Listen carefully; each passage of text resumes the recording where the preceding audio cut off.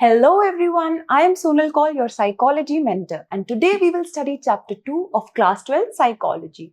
Today we will study about trait approaches under the major approaches of personality theories. So let's get started. अब हम एक एक करके सारे अप्रोचेस देखेंगे, बट सबसे पहले हम ट्रेट अप्रोच का मतलब समझेंगे. तो ट्रेट अप्रोच बोलता क्या है? सबसे पहले आप ट्रेट का मतलब समझो. आप जानते हो ट्रेट का मतलब होता है साइकोलॉजिकल एट्रीब्यूट और कैरेक्टरिस्टिक, राइट? जैसे कोई इंसान शाय है, कोई बहुत ही ओपन नेचर का है, जॉली रहता है, कोई एक्सट्रोवर्ट है, कोई इंट्रोवर्ट है, कोई वार्म है, कोई कोऑपरेटिव है, कोई बहुत ही बोल्ड है. ये सारे क्या होते हैं? ट्रेट्स.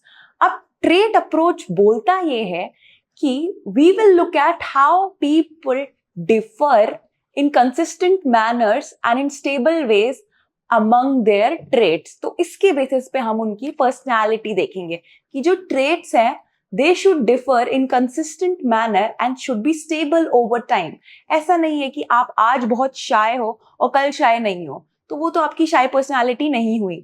पर्सनैलिटी को जज करने के लिए वो ट्रेट हमेशा स्टेबल होना चाहिए या एंड्योरिंग, लाइक ओवर टाइम वो रहना चाहिए. ऐसा नहीं है कि बस हमने किसी को देखा, एक दिन कुछ टेस्ट कंडक्ट किया उनकी पर्सनालिटी एनालाइज करने के लिए एंड बोल दिया कि ये शाय है, बट अगले दिन वो नहीं थे. वो कुछ सिचुएशनल फैक्टर हो सकता है, तो इसीलिए उसका होना जरूरी होता है स्टेबल. अब एक एक करके सारे अप्रोचेस देखते हैं. हमारे पास है एलपॉट की थ्योरी. तो एलपॉट यानी गॉर्डन एलपॉट एक साइकोलॉजिस्ट थे. उन्होंने बोला there are 3 types of traits जिसके अंडर हम पर्सनालिटी क्लासिफाई कर सकते हैं लोगों की. First is cardinal trait. ठीक है, तो कार्डिनल का मतलब क्या है? कार्डिनल का मतलब बहुत सिंपल है, ऐसे समझो. जब कोई कहता है हिटलर का नाजिज्म, ठीक है, मदर टेरेसा का गिविंग नेचर, गांधी जी का नॉन वायलेंस, किसी इंडिविजुअल की पर्सनालिटी का जो मेन फैक्टर होता है एक बहुत ही जनरल डिस्पोजिशन, ठीक है, जो उसकी पूरी लाइफ को सेंटर करता है, उसकी पूरी लाइफ का गोल ही वही ट्रेट है, तो वो फॉल करता है कार्डिनल ट्रेट के अंदर. उसके बाद है हमारा central traits. Now, central traits are those traits which are used in writing job resume, testimony, या जब कोई आपको डिस्क्राइब करता है, जैसे कि hard working, shy, less shy, outgoing. ठीक है, they are general but not very general dispositions. ठीक है, अब है हमारे पास सेकेंडरी ट्रेट्स. सेकेंडरी ट्रेट्स होंगे हमारे बहुत ही पर्सनल ट्रेट्स, जैसे कि likes apples, likes bananas, likes this music genre, ठीक है, likes this book, likes this author. तो एलपॉट ने बोला कि जब इंसान के अंदर ये ट्रेट्स होते हैं तो हम उनको कैटेगोरिकली उन ट्रेट्स के जो उन्होंने टाइपिफिकेशन बनाई उसमें डाल सकते हैं. ठीक है, उसके बाद है हमारे पास कैटल. तो कैटल ने एक चीज की, फैक्टर एनालिसिस. अब फैक्टर एनालिसिस क्या था? उन्होंने एक स्टैटिस्टिकल टेक्निक अप्लाई की, वो है फैक्टर एनालिसिस. फैक्टर एनालिसिस करके उन्हें मिले 16 ट्रेट्स एंड इन ट्रेट्स का नाम है सोर्स ट्रेट्स. ठीक है, अब ये सोर्स ट्रेट्स क्या थे? Source traits were the building blocks of personality. He found 16 source traits which forms an individual's personality. मतलब जैसे हमारी बॉडी में प्रोटीन होता है बिल्डिंग ब्लॉक ऑफ सेल्स, वैसे ही जो इंसान के ट्रेट्स होंगे वो सोर्स ट्रेट्स होते हैं जो बिल्डिंग ब्लॉक कहलाए जाते हैं. अब क्या होता है, जब सोर्स ट्रेट्स इंटरैक्ट करते हैं, क्या करते हैं? इंटरैक्ट, तो बनते हैं हमारे सरफेस ट्रेट्स. सोर्स ट्रेट्स आपस में इंटरैक्ट करके हमें सरफेस ट्रेट्स देते हैं जो कि लेस जनरल डिस्पोजिशंस होती हैं. They are not building blocks of personality. They could be something as basic as, जैसे कि एक ऑथर को लाइक करना, एक मूवी देखना, जो एक इंसान का बहुत ही सरफेस लेवल ट्रेट हुआ कि इसको ये पसंद है, वो नहीं पसंद है। तो ये था कैटल का 16 PF। आगे बढ़ते हैं। अब हमारे पास है आइसेंक।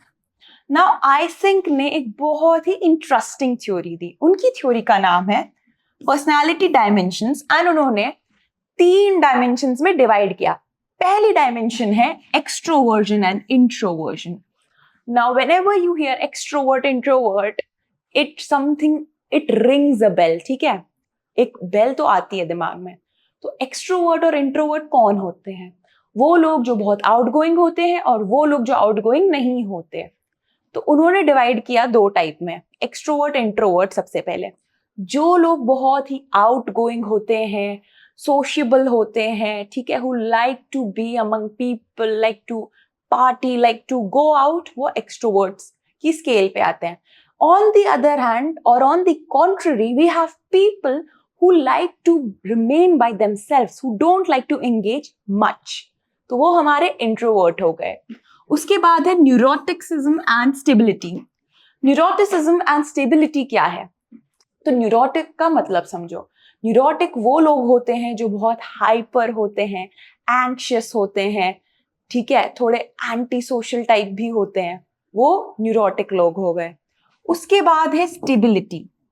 As the name suggests, stability means people who are very stable, very composed, very calm. Then there is another dimension, that is psychoticism. ठीक है, अब साइकोटिक वो होता है जो बहुत एंटी सोशल होता है, जिसके बहुत ही ऐसे बिहेवियर्स होते हैं जो कि सामने वाले को हार्म कर सकते हैं। तो ये हमारी उन्होंने 3rd डायमेंशन दी to classify personality traits in individuals. Moving on, we have Big Five model. अब Big Five model आपकी बुक में एक बॉक्स में दे रखा है। Boxes are very important. Boxes को मिस नहीं करना है। तो इन्होंने 1, 2, 3, 4, 5 टाइप के पर्सनालिटी ट्रेट्स दिए, ठीक है। अब उसमें सबसे पहले है हमारे पास ओपननेस। ओपननेस का मतलब वो होता है people who are open to new experiences, who like to try something new, who are always look out for better opportunities. On the other hand there are people who are rigid. तो जो इंसान बहुत ही सब कुछ नए experiences, novel solutions, novel ideas को welcome करता है, they are high on openness. And जो कि बहुत रिजिड है to new experiences, they are high on the rigid scale, जब हम ओपननेस को कंपेयर करते हैं। उसके बाद है हमारे पास कॉन्शियसनेस।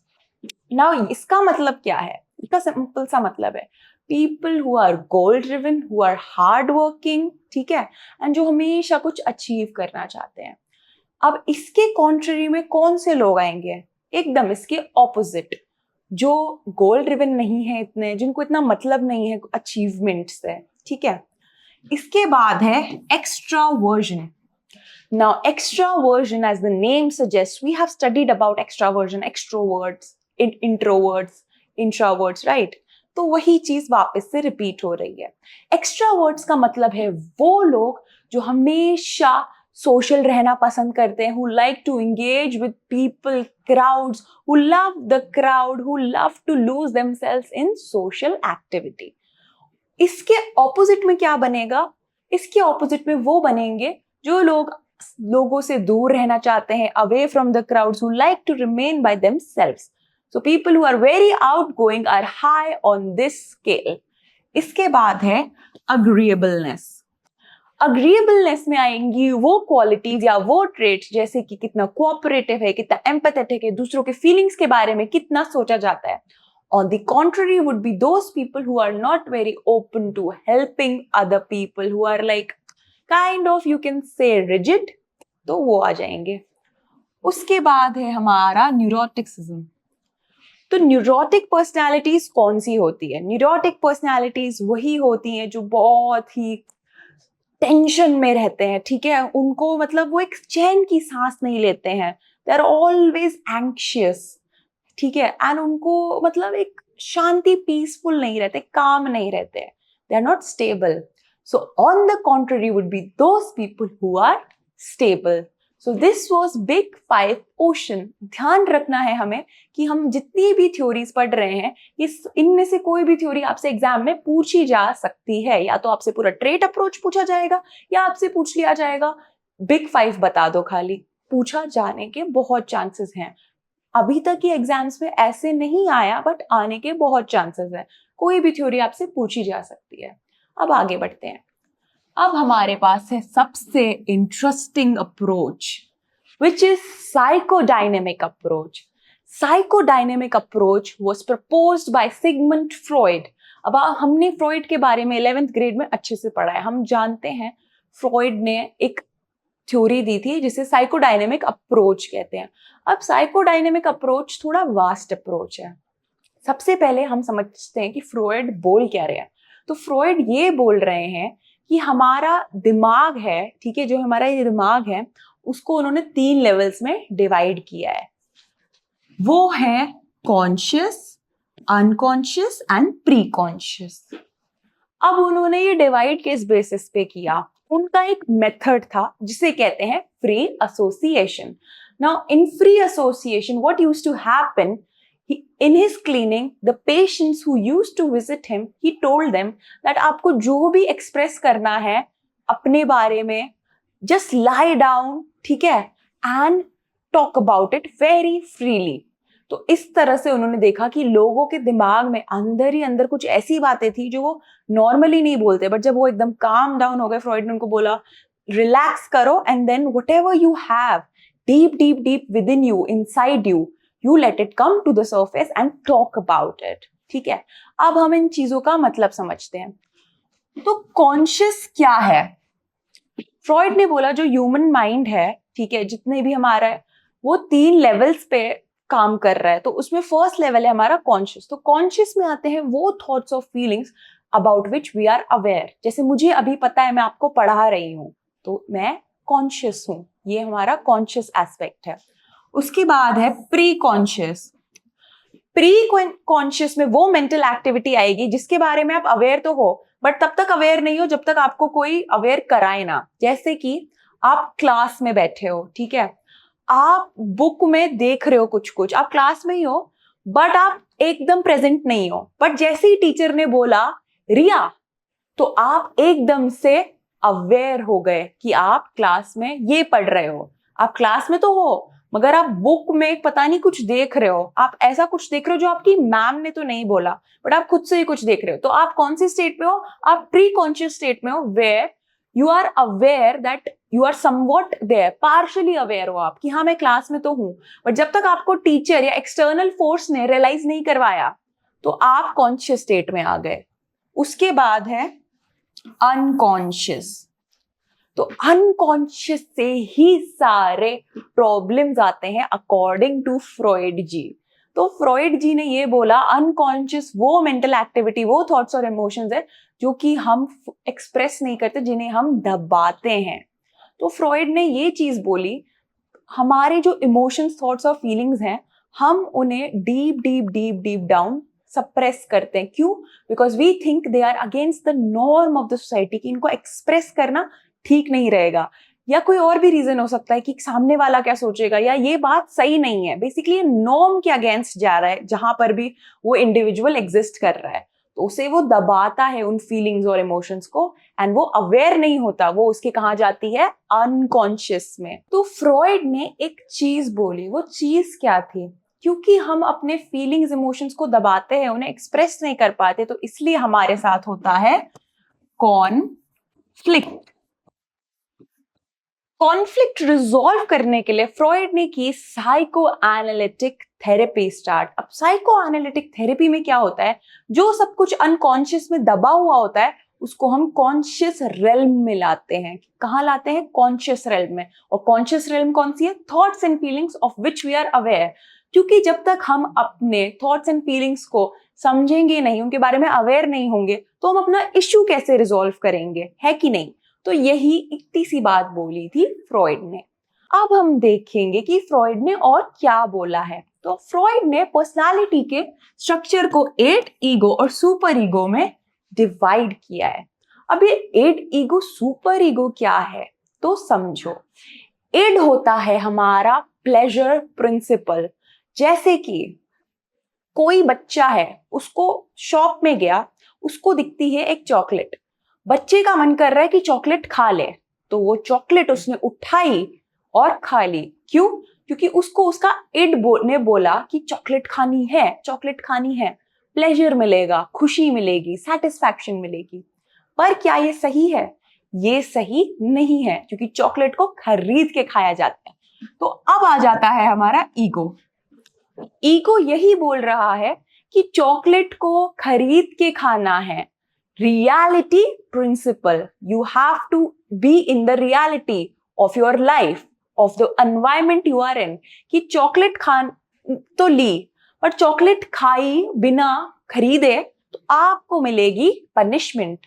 तो बच्चे को बोलता है ईगो कि नहीं, चॉकलेट को खरीदना होगा, बी प्रैक्टिकल। अब आ जाता है सुपर ईगो। तो सुपर ईगो क्या है? सुपर ईगो एक ब्रिज है between id and ego. Bridge कैसे? सुपर ईगो काम करता है एक ब्रिज बनाने में, जैसा कि मैंने आपको बताया। अब वो ब्रिज बनती है एक गैप जो इन दोनों में है ना, प्लेजर और रियलिटी में, उसको कम करने के लिए। वो हमारा मॉरल कॉन्शियस होता है, यानी जमीर, यानी हमारे प्रिंसिपल्स, राइट रॉन्ग के साथ हमें चलना है। ऐसा नहीं है कि मैंने खा लिया, ठीक है, और या फिर वो तो गलत हो जाएगा कि अगर मैंने खरीद के खा लिया चॉकलेट, वो बहुत ज्यादा गलत हो जाएगा। तो ऐसा नहीं है कि मैंने सोचा कि अरे चॉकलेट दिख गई, चॉकलेट खा ली। नहीं, चॉकलेट को खरीदना होगा। तो ये कौन रियलाइज करवाता है? Super ego. दोनों के बीच में जो एक गैप बनता है इड और ईगो को, उसको ये साथ में ब्रिज कर देता है। ठीक है। अब ये इड, ईगो, सुपर ईगो को ड्राइव क्या कर रहा है? तो फ्रॉइड ने बोला इड को, ईगो को, सुपर ईगो को ड्राइव करता है हमारा, खासकर इड को ड्राइव करता है हमारा लाइफ फोर्स।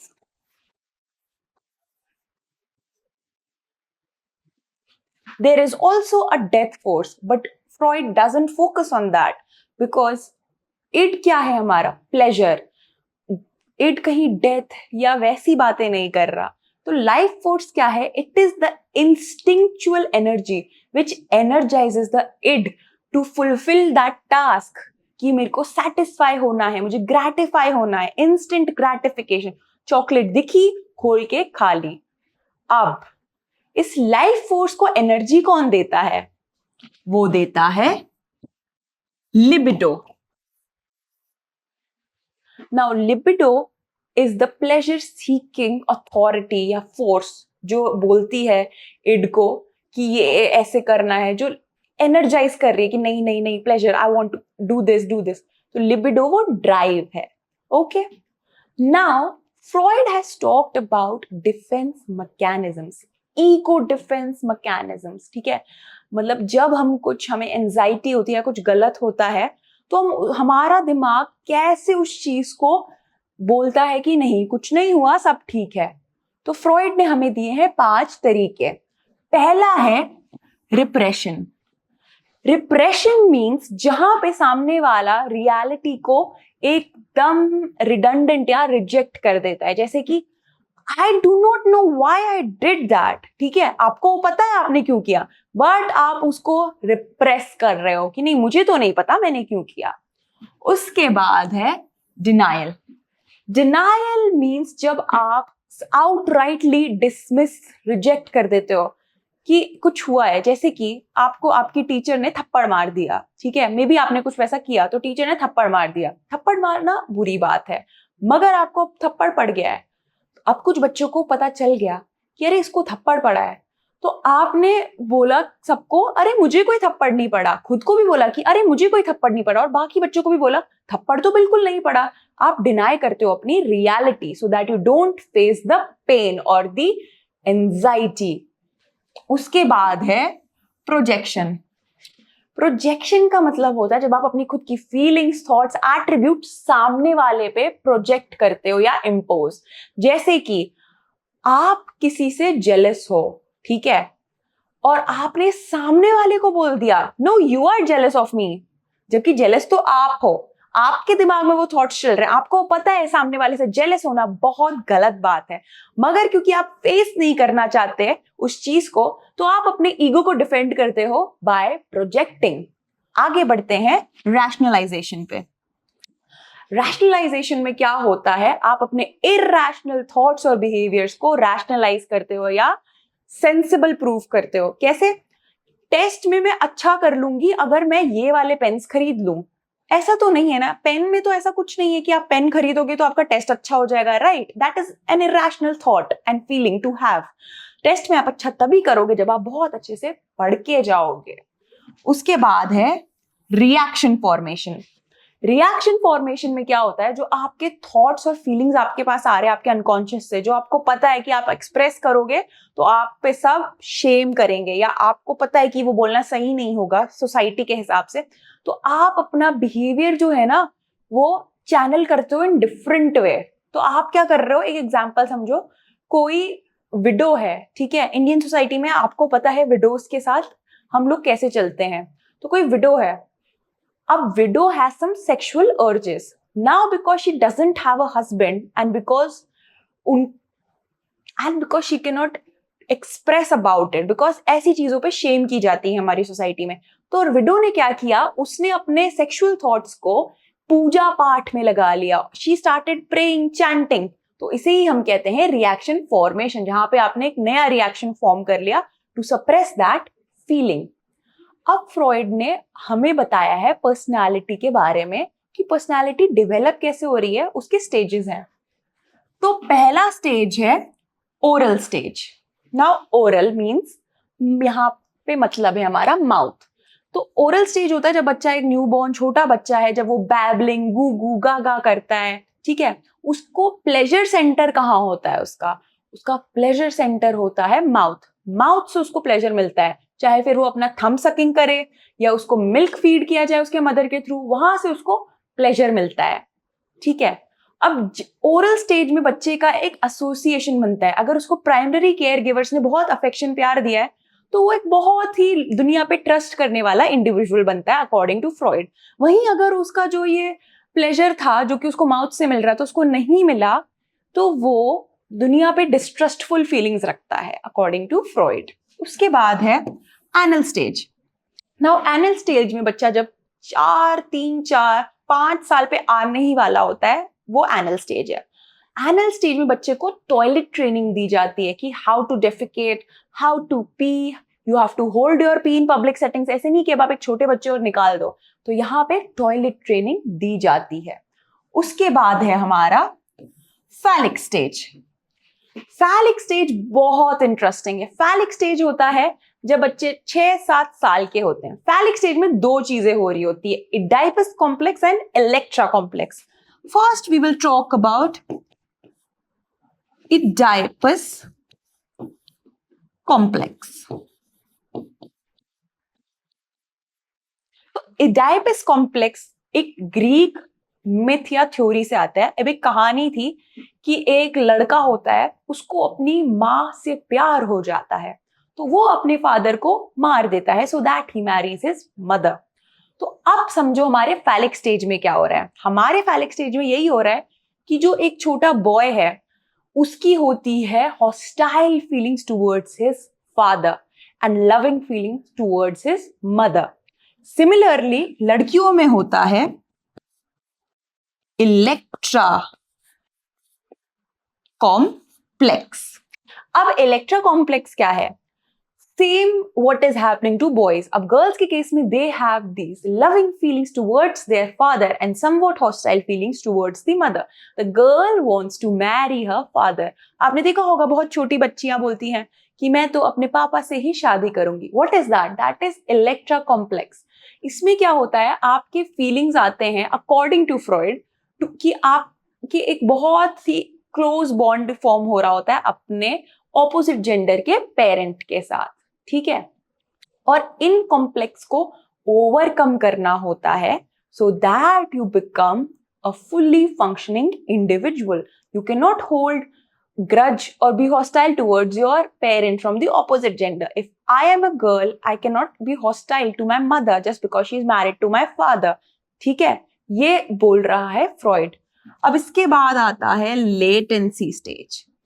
लेटेंसी स्टेज में, लेटेंट का मतलब क्या होता है? जब सब कुछ कम होता है बहुत. तो लेटेंसी स्टेज में कम क्या होता है? कम ये होता है कि लड़के और लड़कियों की जो सेक्सुअल अर्जेस होती हैं वो बिल्कुल नहीं होती. बच्चों की, ठीक है, कोई छोटी लड़की है, कोई लड़का है, सेक्सुअल अर्जेस बिल्कुल नहीं है. सारी एनर्जी चैनल होती है towards study, games and extra curricular hobbies and activities. Then comes the final stage, genital stage. Genital stage में, एज द नेम सजेस्ट, बच्चे अब 11-12 साल के हो गए हैं. Now what happens? Attraction to the opposite sex happens, which is pretty natural and biological in nature.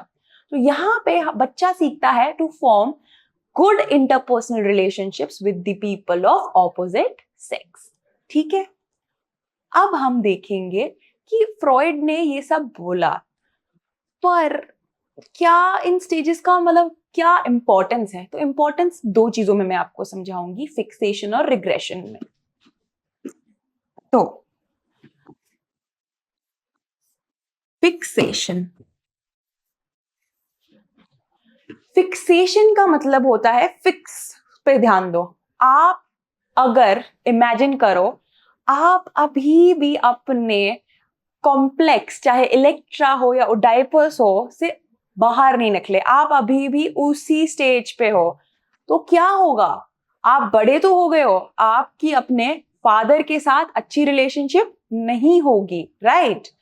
अगर आप एक लड़के हो तो आपकी फादर के साथ हॉस्टाइल फीलिंग्स होगी, अच्छी रिलेशनशिप नहीं होगी.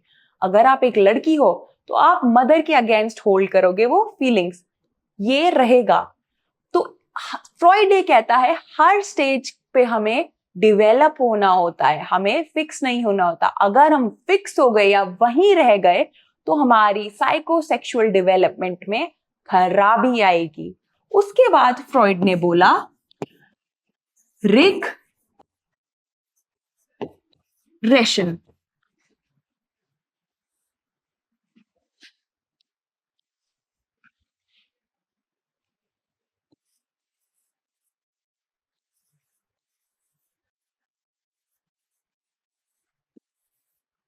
तो रिग्रेशन का मतलब क्या है? सपोज एक इंसान को इमेजिन करो जो 27-28 ईयर्स का है, but he still acts like a child, immature for his age. तो ऐसे इंडिविजुअल के साथ क्या हुआ है? कुछ ऐसे इवेंट्स हुए हैं कि वो वापस पुराने स्टेज पे चला जाता है, रिग्रेस कर लेता है. आपको पता है प्रोग्रेस करना और रिग्रेस करना. तो वो आगे बढ़ने के बजाय ऐसे कुछ इवेंट्स हुए कि वो बच्चों जैसे बन रहा है. तो ऐसा क्यों हो रहा है? रिग्रेशन की वजह से. तो फ्रॉइड यही कहते हैं कि हमें हर स्टेज पे उसे अच्छे से समझना होता है, हमारा डेवलपमेंट होना चाहिए, ताकि हम किसी स्टेज पे ना तो फिक्सेट करें ना ही रिग्रेस करें, so that we become a fully functioning individual. Moving forward, we have Carl Jung. Now, after Freud, all those who came were called Neo-Freudians, मतलब जो फ्रॉइड के बाद आए. तो सबसे पहले आते हैं हमारे कार्ल यूंग. कार्ल यूंग ने दो चीजें बोली. बोला कलेक्टिव अनकॉन्शियस है और आर्केटाइप्स और प्रिमोर्डियल इमेजेस हैं. तो कार्ल यूंग ये कहते हैं कि हमारे पास है एक कलेक्टिव अनकॉन्शियस. ठीक है, कलेक्टिव अनकॉन्शियस क्या है? हम सब एक ही चीज से एमिनेट हुए हैं. सारे कल्चर्स में होता है एक यूनिवर्सल कॉन्शियसनेस, होता है एक आर्कटाइप. अब वो आर्कटाइप क्या है? जैसे कि there is a mother goddess, ठीक है, मदर अर्थ. हर कल्चर में मदर अर्थ को पूजा जाता है, प्रे किया जाता है. ठीक है, हर कल्चर में मदर एंड फादर की रिस्पेक्ट होती है, राइट? ये हो गया हमारा कलेक्टिव अनकॉन्शियस. कुछ ऐसी चीजें जो हम सबको बाइंड करती है. अब कार्ल यूंग ने इतना सा ही बोला है कि जब हम इन चीजों को अच्छे से एनालाइज करते समझते हैं तो इंसान की जो एक पर्सनालिटी है वो कोहेसिव बन जाती है. क्या बन जाती है? कोहेसिव या integrated. because of the knowledge and full awareness of the collective unconscious and archetypes that binds all of us.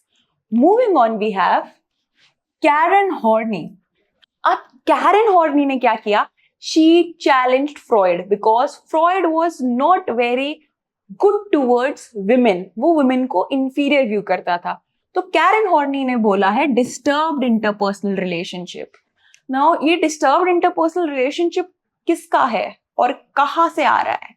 तो कैरन हॉर्नी ने बोला जब एक बच्चा होता है वहीं से उसका पर्सनालिटी डेवलप होना स्टार्ट करता है. अगर किसी बच्चे को अच्छा ट्रीटमेंट नहीं मिलता प्राइमरी केयर गिवर से, उसके इंटरपर्सनल रिलेशनशिप्स अपने पेरेंट्स के साथ, बाकी लोगों के साथ जब सही नहीं रहे होते, तो एक बेसिक एंजाइटी होती है. बेसिक एंजाइटी क्या है? बेसिक एंजाइटी वो एंजाइटी है जहां पे वो खुश नहीं है, सैड है, उसको फुलफिल्ड फील नहीं हो रहा. So this is what Karen Horney talks about कि एक बच्चे को जब proper affection नहीं मिला होता, which leads to disturbed interpersonal relationship with parents and other people, they develop a basic anxiety. So जो बचपन है वो बहुत important है personality formation में. आगे है हमारे पास एरिक फ्रॉम. तो एरिक फ्रॉम ने भी दो बातें बोली. फर्स्ट है desire for freedom. That as humans we should have this perspective कि we are all free. हमें कोई रोके ना, टोके ना, ठीक है? हम सब अपनी एक फ्री विल एक्सरसाइज करें. उसके बाद उन्होंने बोला striving for justice and truth. As humans we are always striving for the greater good of society, for justice towards all, fairness. We are seeking that truth. वो सच क्या है, लाइफ का सच क्या है? तो यही एरिक फ्रॉम ने बोला है. Moving on, we have Erik Erikson. Now, Erik Erikson is known for stages of personality development. अब उनकी stages of personality development में एक चीज निकली, वो है identity crisis. Now, identity crisis क्या है? तो एरिक फ्रॉम ने बोला अगर कोई इंसान है, ठीक है, इमेजिन करो कोई बच्चा है, एक इंसान, वो बच्चा है सपोज 14 से 16 के एज ग्रुप का. तो 14 से 16 के एज ग्रुप के बच्चे में हम क्या पाते हैं? हम ये पाते हैं कि अरे मैं कौन हूं, मैं क्या हूं, मुझे लाइफ में आगे क्या करना है, am I my parents child और am I an individual in my own right. ऐसी आइडेंटिटी क्राइसिस होते हैं. या कोई बच्चा है, एक और एग्जाम्पल से समझो, जिसके पेरेंट डिफरेंट कल्चर से, मान लो इंडियन अमेरिकन है, तो वो बच्चा बहुत ही कॉन्फ्लिक्टेड है कि अरे अरे अरे अरे मेरी क्या आइडेंटिटी है, क्या मैं इंडियन हूं या मैं अमेरिकन हूं. तो जब हम इसे रिजॉल्व करते हैं, हम एक फुल्ली फंक्शनिंग हैप्पी इंडिविजुअल बनते हैं according to Erik Erikson. Moving on, we have humanistic approach by Carl Rogers. Humanistic approach वालों ने क्या बोला कि एज ह्यूमंस, ठीक है, we should first look at everything at an individual and human perspective rather than the big whole integrated perspective. Now, Carl Rogers ने self concept पे और अनकंडीशनल पॉजिटिव रिगार्ड में फोकस किया.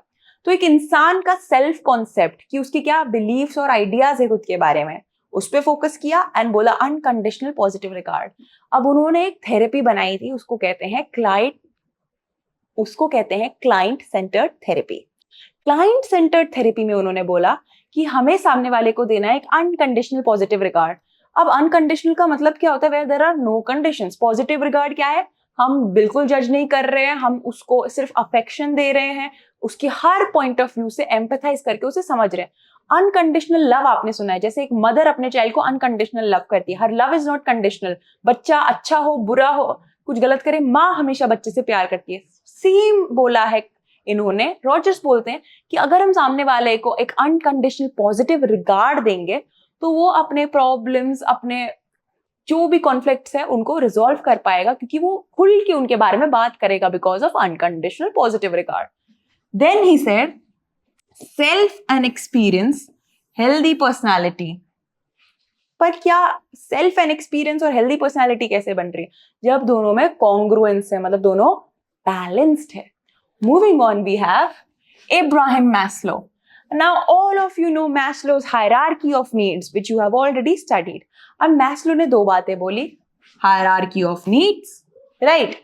हमारी hierarchy है एक, right? Maslow ने ये बनाया था hierarchy of needs, जिसमें बहुत सारी needs है. यहाँ पे personal needs है, यहाँ पे सिक्योरिटी नीड्स है, यहाँ पे बिलोंगिंगनेस है, यहाँ पे आप चाहते हो कि आपको मिले आपके गोल्स, फिर आपकी है सेल्फ एक्चुअलाइज्ड एट द टॉप। ठीक है, तो अभी सेल्फ एक्चुअलाइज्ड क्या है? आपके नीड्स है और वो हायरार्किकली अरेंज नहीं की, पहले ये नीड पूरी होगी, फिर ये नीड, फिर ये नीड। अब कोई इंडिविजुअल जब सेल्फ एक्चुअलाइज्ड होगा, उसकी पर्सनालिटी एकदम फुलफिल्ड होगी, कहीं कॉन्फ्लिक्ट या परेशानी नहीं होगी। सेल्फ एक्चुअलाइज्ड कौन है? जिसने अपने पोटेंशियल को फुली यूज किया है आफ्टर रियलाइजिंग कि मेरे में इतना पोटेंशियल है, I can achieve this much, and एक इनर पीस और काम मिल जाता है। अब हमारे पास है बिहेवियरल एंड कॉग्निटिव अप्रोचेस, और जिसमें हमारे पास है स्किनर। स्किनर ने बोला कि जो हमारी पर्सनालिटी है, it is result of observation. हम सामने वाले का बिहेवियर देखता है। एक छोटा बच्चा लैंग्वेज कैसे सीखता है? हंसना बोलना कैसे सीखता है? क्योंकि वो देखता है कि इस मौके पे हंसना है, इस मौके पे नहीं हंसना, राइट? तो यही सिंपल सी चीज स्किनर ने हमें बोली है। Then we have Albert Bandura, social learning. तो एल्बर्ट बंडूरा ने क्या बोला? इमिटेशन से बच्चा सीखता है, ऑब्जर्व करके। ठीक है, फिर उन्होंने बोला सेल्फ एफिकेसी। सेल्फ एफिकेसी क्या है? सेल्फ एफिकेसी यही है कि जब बच्चे ने बहुत कुछ सीखा सामने वाले को ऑब्जर्व करके, वो सेल्फ एफिकेसी पे भी आ जाता है कि oh I can do this when I want to, I can stop this when I want to. Then there is reciprocal determinism. Reciprocal determinism ये है कि उसे अच्छे से पता है कि ये करूंगा या ये करूंगी तो आगे से ये मिलेगा। ठीक है, अब हमने आज की क्लास में बहुत कुछ सीखा है। ठीक है, हमने क्या क्या सीखा? हमने अलग अलग टाइप के ट्रेट थ्योरीज को समझा। हमने पहले समझा कि ट्रेट अप्रोच का मतलब क्या है, फिर हमने सारी थ्योरीज देखी। अब हम एक क्विक क्विज कर लेंगे आपकी अंडरस्टैंडिंग देखने को। तो पीछे है क्वेश्चन। तो क्वेश्चन है, psychodynamic approach was proposed by Maslow. जिसने मेरे साथ इस क्लास को अच्छे से समझा है वो जानता है कि आंसर फॉल्स है। फॉल्स क्यों है? फॉल्स इसलिए है क्योंकि Freud, Sigmund Freud was the one who proposed psychodynamic approach in psychology. Second question we have here is Rogers' dash and unconditional positive regards are two important aspects of his theory. हमने just अभी Rogers के बारे में पढ़ा था, तो ये तो बहुत सिंपल क्वेश्चन बन गया। तो हमारे पास ऑप्शन है self respect, self concept, both A and B, none of the above. 10 second में आप बिल्कुल आंसर कर सकते हैं। देखिए, अगर आपने ध्यान से समझा है कि क्या बोल रहे हैं, तो जिसने ध्यान से दिया है उसको पता है D, none of the above is the answer. Why? Because Rogers' client-centered therapy and unconditional positive regard postulate his theory. So that was all for today's class. I will see you in the next lecture.